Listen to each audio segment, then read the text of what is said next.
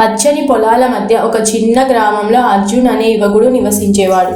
అతనికి 25 సంవత్సరాలు. కళ్ళల్లో కలలు, చేతుల్లో బలం ఉంది. కానీ గుండెలో ఒక బద్ధకపు రాయి దిగి ఉంది. రోజు తెల్లవారుజామున మిగతా రైతులు పొలానికి వెళ్ళేవారు. అర్జున్ మాత్రం మంచంపై పడుకొని కలలు కనేవాడు. ఒకరోజు నా పొలం బంగారు పంటతో మెరుస్తుంది, రేపు మొదలు పెడతాను అని గొణుగుతూ మళ్ళీ నిద్రపోయేవాడు. అర్జున్ పొలం చూసే వాళ్ళందరూ నిట్టూర్చేవారు. సారవంతమైన భూమి, కానీ అందులో ఒక మొక్క కూడా లేదు. పొడి మట్టి, గాలికి ఎగిరే దుమ్ము. పక్కనే ఇతర రైతుల పొలాలు పచ్చగా పూసి ఉండేవి. అర్జున్ అప్పుడప్పుడు పొలం దగ్గరకు వచ్చి నిల్చొని చూసేవాడు. రేపు దున్నుతాను, రేపు విత్తనాలు వేస్తాను అని చెప్పి వెనక్కి వెళ్ళేవాడు.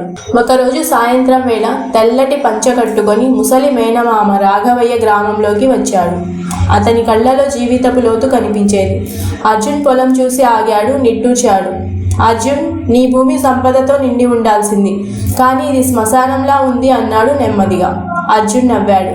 బాబాయ్, రేపు మొదలు పెడతాను. రాఘవయ్య కళ్ళు చిన్నగా అయ్యాయి. రేపు నీ రేపు ఎప్పుడు వస్తుందో నాకు తెలుసు. రాఘవయ్య జేబులో నుంచి 2 చిన్న గుడ్డ సంచులు తీశాడు. అర్జున్ అరచేతిలో పెట్టాడు. ఇవి మాయా విత్తనాలు. మొదటిది కాంక్ష విత్తనం, సంరక్షిస్తే జీవితాన్ని బంగారం చేస్తుంది.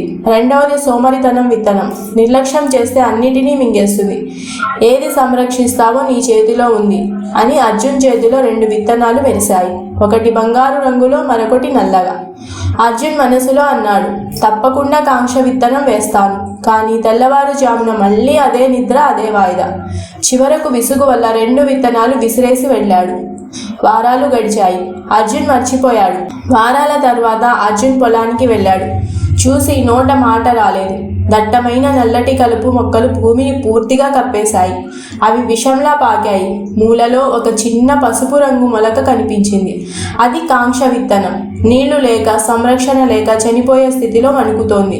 అర్జున్ గుండె ఆగినట్లయింది. అర్జున్ మోకాళ్లపై కూలబడ్డాడు. చిన్న మొలకను వేళ్లతో తాకాడు. కళ్ళల్లో నీళ్లు. రాఘవయ్య వచ్చి భుజంపై చేయి వేశాడు. అర్జున్, కలలు చాలవు. కాంక్షకు రోజువారీ శ్రమ కావాలి. సోమరితనం దానంతటదే పెరుగుతుంది. నీ భవిష్యత్తు దొంగలిస్తుంది. కానీ ఇంకా ఆలస్యం కాలేదు. ఆ రాత్రి అర్జున్కి నిద్రపోలేదు. తెల్లవారుజామున 4 గంటలకే లేచాడు.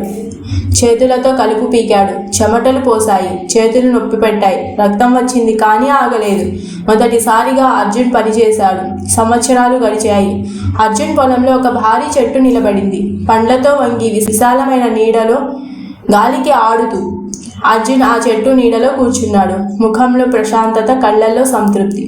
పక్కన రాఘవయ్య నవ్వుతూ నిలబడ్డాడు. అర్జున్ కూడా మారాడు. సోమరితనాన్ని గెలిచి రైతుగా గ్రామంలో పేరు పొందాడు. ఈ కథలో మనకు తెలిసే సందేశం, అర్జున్ కథ కేవలం వ్యవసాయం గురించి కాదు, ఇది జీవితం గురించి. మన అందరిలోనూ 2 విత్తనాలు ఉన్నాయి. ఒకటి కాంక్ష, మరొకటి సోమరితనం.